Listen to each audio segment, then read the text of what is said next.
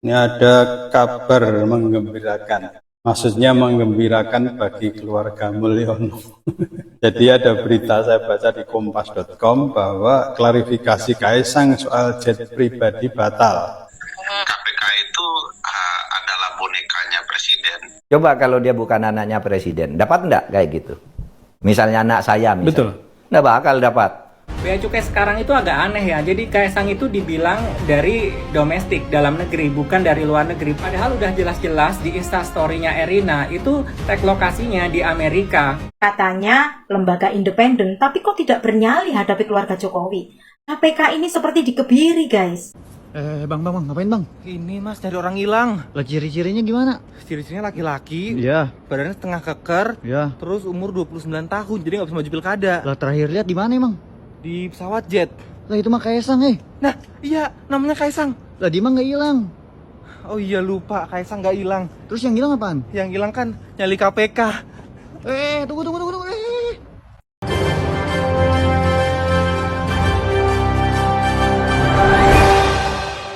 Assalamualaikum warahmatullahi wabarakatuh. Nah, ini ada berita yang mengejutkan ya, yaitu Wakil Ketua KPK Nurul Gufron, Kaisang tak wajib lapor gratifikasi. Gila nggak ini ya, KPK benar-benar hancur ya di tangan Jokowi. Jadi menurut Wakil KPK ini bahwa Kaisang ini bukan penyelenggara negara sehingga tidak ada kewajiban hukum untuk melaporkan dugaan gratifikasi. Jadi dasarnya itu merujuk pada Undang-Undang KPK. Jadi menurut dia KPK itu bersifat pasif dalam gratifikasi. Tetapi di sosial media ya, netizen ini mengulek tentang masalah Undang-Undang KPK ya, seperti apa. Coba langsung saja kita lihat ya. Nah, kata si Gufron bahwa tidak ada dasarnya. Di sini kalau kita baca ya, sebagai pegawai negeri atau penyelenggara negara atau pejabat publik, rentan sekali menerima gratifikasi. Celah-celah yang bisa disusupi seperti apa sih? Jadi celah-celah terjadi dalam praktik gratifikasi bisa ditemukan dalam hubungan pekerjaan dan hubungan sosial pegawai negeri atau penyelenggara negara. Misalnya, Kaisang itu merupakan dari anak penyelenggara negara ya. Kalau tidak ya tidak mungkin dia juga dikawal oleh Pas Pampres. Ini langsung saja kita baca yang dilingkari garis merah ya. Hadiah yang diterima oleh keluarga, garis miring pejabat pegawai negeri sipil dari pihak yang berkonflik kepentingan. Dalam hal ini Direktorat Gratifikasi dan Pelayanan Publik pernah menangani laporan gratifikasi dari seorang pegawai kementerian. Anaknya mendapat sepeda dari iparnya yang merupakan seorang pengusaha yang sedang mengerjakan proyek di kantornya. Jadi kurang jelas apa lagi ya. Ini sudah dikasih tahu contohnya seperti apa. Hadiah yang diterima oleh keluarga atau kerabat. Apakah anak Jokowi Kaisang itu bukan keluarganya walaupun sudah berbeda kakak? Sudah jelas bahwa anak dari Jokowi. Jadi tidak salah apa yang disampaikan oleh pakar hukum tata negara yaitu Ferry Amsari. Beliau mengatakan bahwa KPK adalah boneka Jokowi. Dicari dalih dan alasan yang tidak masuk akal bahwa disebutkan tidak ada dasarnya. Padahal netizen sudah membongkar ada dasarnya di situ. Adalah hadiah yang diterima oleh keluarga. Jelas sekali ada keluarga Jokowi walaupun dia udah terpisah kakaknya. Itulah wajah KPK di era pemerintah Jokowi, benar-benar bobrok sekali. Ya, pengecut menghadapi anak penyelenggara negara anak Jokowi, sehingga kasus-kasus lain yang menjadi lawan politik Jokowi itu dilakukan. Itu dikerjakan. Giliran menyangkut anak Raja Jawa, dicari dalih pembenaran bahwa tidak perlu ada laporan dan tidak perlu mungkin diperiksa. Dan yang lebih mengagetkan lagi yaitu politisi Demokrat minta KPK jangan bikin gaduh soal jet pribadi. Jadi masalah Kaisang ini menurut KPK ya tidak perlu dilanjutkan dan tidak perlu diperiksa. Jadi karena ini akan membuat gaduh. Ya kita tahu bahwa Demokrat sudah satu kolam koalisi dengan pemerintah Prabowo dan juga AHY diangkat menjadi menteri di pemerintah Jokowi ya. Tidak heran kalau memang DPR, fraksi Demokrat ya meminta KPK supaya tidak membuat gaduh. Ya sejak KPK menjadi lembaga di bawah rumpun kekuasaan eksekutif yang dibuat dan dirancang sendiri oleh Pak Presiden, KPK itu adalah bonekanya Presiden. Pertanyaan besarnya bagaimana mungkin boneka semacam KPK bisa menyelidiki kasus yang berkaitan erat dengan keluarga presiden. Kalau diperhatikan pasal 12B, 12C ya, dan berbagai peraturan KPK soal gratifikasi bahkan, kan dikatakan bahwa ada gratifikasi yang boleh diterima, dan pemberian gratifikasi itu dengan syarat-syarat dan penjelasan yang begitu clear ya. Misalnya kalau menerima pena, buku kecil, ikut seminar ya boleh saja gitu ya. Pemberian karena relasi keluarga satu ke samping satu ke bawah itu juga dimungkinkan. Nah, bagaimana dengan pemberian terhadap keluarga? Masih memungkinkan sepanjang dilaporkan. Nah, masalahnya ini sudah terjadi ini barang gitu ya. Dan harus diingat bahwa kalau keluarga menerima, yang salah satu yang akan diselidik itu adalah orang yang diindikasikan terkait dengan pemberian itu. Siapa yang terkait langsung dengan pemberian itu kepada keluarganya? Ya presiden begitu ya. Jadi kalau nanti gratifikasi terhadap Kaisang berupa perjalanan ke luar negeri ini mau dikaitkan, tentu pemberian ini akan dikaitkan dengan posisi presiden ayahnya ya. Nah, pertanyaannya adalah beranikah KPK? Ya tidak berani kalau KPK-nya pengecut seperti ini. Dan saya tidak yakin ya akan ada kekuasaan dari KPK yang mampu mendekati lingkaran istana. Itu sangat diragukan. Bukan putus asa, cuma rasional saja. Coba kalau dia bukan anaknya presiden, dapat enggak kayak gitu? Misalnya anak saya misalnya. Betul. Nggak bakal dapat. Betul. Private jet sampai ke Amerika sekian hari, lalu dengan sekian penumpang, hotelnya juga saja ditanggung gitu kan. Itu kalau anaknya orang biasa kan nggak bisa. Yeah. Itu kan karena anak presiden. Yeah. Nah, di situ sebenarnya jiwa larangan gratifikasi itu ya seperti itu. Pemberian-pemberian yang tidak resmi melanggar hukum, tidak resmi menyuap, tidak resmi mengambil uang negara, tetapi dia pemberian yang diduga punya motif balas jasa. Yeah. Atau motif minta sesuatu. Kan gitu. Tapi ini yang mengejutkan juga datang dari anggota DPR. Anggota DPR Komisi 3 dari fraksi Demokrat, yakni Benny Kaharman juga menyatakan bahwa Kaisang itu bukan pejabat dan bukan penyelenggara negara. Jadi dia mengingatkan agar KPK itu jangan bikin gaduh. Ya, ternyata ada batas juga pengetahuan anggota DPR terhadap kasus korupsi yang disebut sebagai korupsi. Jadi kalau dia bukan pejabat negara maka tidak perlu dipersoalkan. Ya tentu itu prinsip hukum positifnya. Tetapi korupsi itu adalah soal value, soal nilai. Bukan nilai korupsinya, tetapi kaitan-kaitan politik di balik kasus itu. Kan semua orang udah tahu bahwa Kaisang itu anak Presiden Jokowi, itu artinya pengaruh ayahnya itu kuat terhadap apapun, dari urusan tukang bakso sampai urusan private jet itu pasti ada pengaruh ayahnya. Oh nggak ada, memang nggak ada. Justru itu yang mesti diklarifikasi di depan KPK kan. Jadi mengandaikan bahwa anak pejabat itu bukan pejabat, betul sekali itu secara etimologi, tetapi secara etis itu terkait. Karena itu ada prinsip bahwa gratifikasi itu bahkan bisa diselundupkan melalui orang-orang yang dekat dengan kekuasaan, apalagi anak presiden. Nah ini tentu menimbulkan kecurigaan. Apakah sejauh itu kemampuan berpikir dari anggota DPR? Apakah sejauh itu kematangan etis dari anggota DPR? Jadi kemampuan kita untuk menguji anggota DPR juga terlihat dalam kemampuan mereka untuk menghalangi akses KPK terhadap kekuasaan. Apakah Kaisang itu bagian dari kekuasaan? Bukan. Kalau dia bukan bagian dari kekuasaan, maka tidak mungkin KPK akan incar itu. Tetapi ada prinsip pada KPK bahwa hembusan angin itu yang bertiup dari istana itu bisa menumbangkan bahkan ranting-ranting beringin sisa penerbangan dari si presiden sendiri kan. Nah ini intinya adalah kejujuran kita untuk menilai kesopanan kesantunan di dalam politik. Apakah santun kalau anak presiden mondar-mandir dengan private jet, ya santun aja kalau dia punya sendiri, santun aja kalau dipinjam oleh orang lain, santun aja kalau dia sewa. Ya, kesantunan itu yang mesti dicurigai. Apakah sekaya itu anak presiden? Apakah sekuat itu anak presiden untuk punya koneksi? Pasti di belakang itu, atau minimal ada kecurigaan bahwa di belakang itu ada koneksi kekuasaan dengan siapa? Ya dengan ayahnya.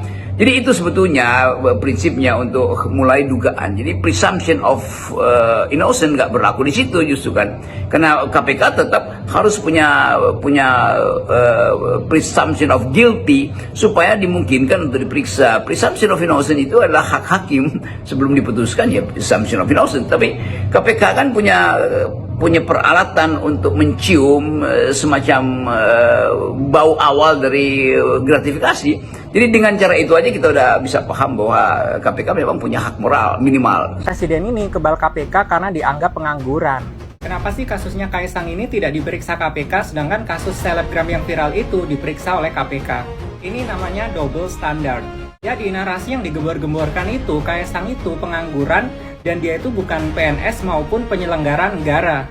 Sehingga KPK nggak berwenang untuk menyelidikinya. Meskipun Kaisang itu ketua partai PSI, tapi PSI itu gagal ke Senayan karena nggak dapat kursi DPR. Jadi statusnya Kaisang itu sekarang mungkin pengangguran terbuka atau terselubung. Meskipun banyak juga yang iri dengan hidupnya yang foya-foya, hedon, dan suka flexing istrinya. Yang kita mau itu Kaisang diperiksa karena dia itu anak presiden. Kita tahu sendiri kalau Kaisang itu beberapa kali pergi ke Amerika, jadi bukan sekali. Nah sekarang makanya diselidiki apakah Gibran itu juga ikut terbang ke sana. Kebetulan ada yang punya surat kerjasama antara Shopee dengan Wali Kota Solo Gibran. Dan sekarang dilaporkan oleh Pak Boyamin. Semoga ini nggak gagal lagi ya seperti 2 tahun yang lalu. Untuk kasus Jelita JJ beda lagi nih, karena suaminya itu sekarang nggak ngantor berhari-hari karena takut sama KPK. Nah sekarang kita jadi bingung, anak presiden nggak diperiksa tapi istri pejabat diperiksa. Padahal penyelidikan gratifikasi itu udah termasuk anak, istri, dan saudara. Terus untuk kasus antara Kaisang dan Bea Cukai gimana? Bea Cukai sekarang itu agak aneh ya, jadi Kaisang itu dibilang dari domestik, dalam negeri, bukan dari luar negeri. Padahal udah jelas-jelas di instastory-nya Erina itu tag lokasinya di Amerika. Mulai dari pesawatnya sampai roti 400.000 seharga gaji guru honorer. Menurut gue Erina Gudono ini norak banget sih jadi cewek dan nyusahin suami doang. Kalau kasus private jet-nya Bobi Nasution kira-kira kebal KPK nggak ya? Follow untuk lanjutan ceritanya. Mantu Mulyono Bobi Nasution, Wali Kota Medan, baru-baru ini mengeluarkan pernyataan yang menurut saya konyol. Ya saya paham sih, maksudnya mungkin dia ingin membela adik iparnya. Tapi ya nggak gitu juga kali. Saat ditanya soal kasusnya Kaisang oleh media, responnya si Bobi kayak gini nih. Emang Kaisang pejabat publik? Setahu saya Kaisang bukan pejabat publik ya. Nah ini kan pernyataan konyol ya. Kaisang memang bukan pejabat publik, tapi dia adalah keluarganya, anaknya pejabat publik, anaknya presiden. Sekarang kalian bayangin deh, kalau seandainya keluarga pejabat boleh menerima gratifikasi seenak jidat mereka, ya para koruptor di negeri ini makin keenakan. Mereka akan menyembunyikan harta ataupun uang hasil korupsi mereka melalui keluarga mereka, atau bahkan mereka akan melakukan tindakan korupsi melalui tangan-tangan keluarganya, seperti yang selama ini kerap terjadi. Satu hal yang harus dipahami di sini nih, bahwa gratifikasi itu tidak hanya berlaku bagi pejabat dan keluarganya saja, masyarakat biasa juga bisa kena. Misalnya nih, saya seorang pengusaha, kemudian saya memberi hadiah kepada seorang pejabat dengan maksud agar si pejabat ini menggolkan proyek saya. Nah, saya sebagai pengusaha bisa tuh kena delik gratifikasi. Kesimpulannya, delik gratifikasi itu bisa menyasar siapa saja selama ada korelasinya dengan tujuan politis. Apalagi ini adalah anak mantunya presiden, harus dan wajib banget diusut. Kenapa? Agar perilaku koruptif semacam ini tidak dinormalisasi oleh masyarakat Indonesia. Di sini kita kritik dugaan gratifikasinya, tapi para fansnya keluarga Mulyono malah bilang kita iri. Saya gedek banget baca berita KPK mau kirim surat ke Kaisang tapi tidak tahu Kaisang berada di mana. Ini KPK tidak tahu atau tidak berani. Sebenarnya mudah untuk KPK menemukan di mana keberadaan Kaisang. KPK itu punya mitra Polri, Cyber, BIN, Interpol, dan lain-lain. Jadi bohong banget kalau KPK itu tidak tahu keberadaan Kaisang, guys. Ini sih terlalu melecehkan nalar ya, guys. Apa karena Kaisang ini anak presiden sehingga KPK tidak berani usut? Bukankah kita ini sama di mata hukum tanpa terkecuali? Padahal diduga kuat Kaisang ini menerima gratifikasi jet pribadi dari perusahaan yang sekarang ini sedang tersandra kasus monopoli jasa logistik, guys. KPK di zaman Jokowi benar-benar bobrok, guys. Banyak kasus-kasus korupsi yang tidak terselesaikan, bahkan semakin merajalela. Apalagi sekarang isu korupsi dan gratifikasi melanda keluarga Jokowi. Seperti Bobi Nasution tentang kasus biji nikel dan gratifikasi jet pribadi Kaisang, guys. KPK justru semakin lemah di era Jokowi. Katanya lembaga independen, tapi kok tidak bernyali hadapi keluarga Jokowi. KPK ini seperti dikebiri, guys. Sebenarnya KPK dapat apa sih dari keluarga Jokowi? Sampai-sampai terkesan melindungi anak dan menantunya. KPK itu harus tegas, kalian harus kerja untuk negeri ini, bukan untuk keluarga Jokowi. Kalian ini dibayar dari uang rakyat, bukan uang dari keluarga Jokowi. Jika KPK mau usut kasus gratifikasi Kaisang, kalian hebat. Kami sebagai rakyat akan mengapresiasi kinerja KPK. Dan KPK sudah membuktikan bahwa tidak bisa diintervensi oleh siapapun. Yuk teman-teman, kita dukung KPK untuk periksa si Kaisang. Tidak ada anak emas di mata hukum. Nah, kalian cukup bantu komen ya guys. Lewat jubirnya menyatakan kalau mereka tidak berwenang memeriksa anaknya Mulyono maupun menantunya karena mereka bukan pegawai negeri sipil maupun penyelenggara negara. Jujur, apa yang disampaikan jubir KPK ini ngaco. And to be frankly honest, I don't get it why. Kenapa nggak ada satupun yuris yang menjelaskan wewenang mereka, yaitu KPK, apa? Padahal gratifikasi ini udah jelas dilarang di pasal 418 KUHP yang masih berlaku sampai 2026 nanti. Dan juga ada UU Pemberantasan Tipikor nomor 20 tahun 2001 yang melarang tindak gratifikasi ini.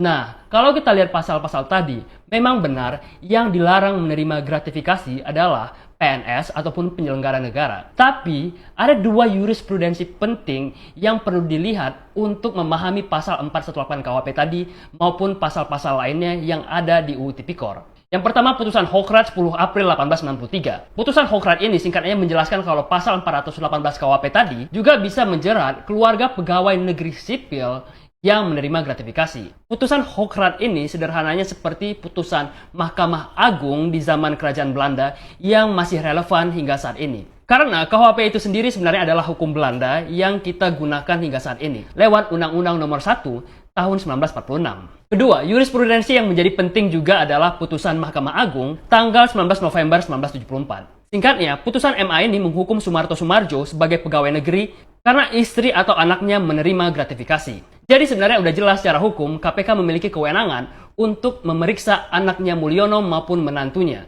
Pertanyaan berikutnya, apakah mereka mau ataukah apakah mereka berani? Selain itu juga ada TAP MPR nomor 11 tahun 1998 yang di pasal 4-nya menjelaskan kalau upaya pemberantasan KKN dilakukan secara tegas dengan terhadap siapapun juga, baik pada pejabat negara, mantan pejabat negara, dan keluarganya.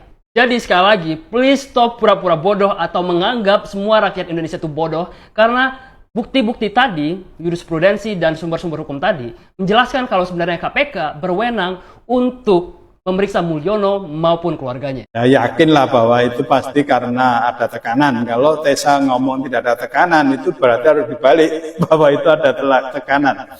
Itu rezim sekarang kan rezim terbalik.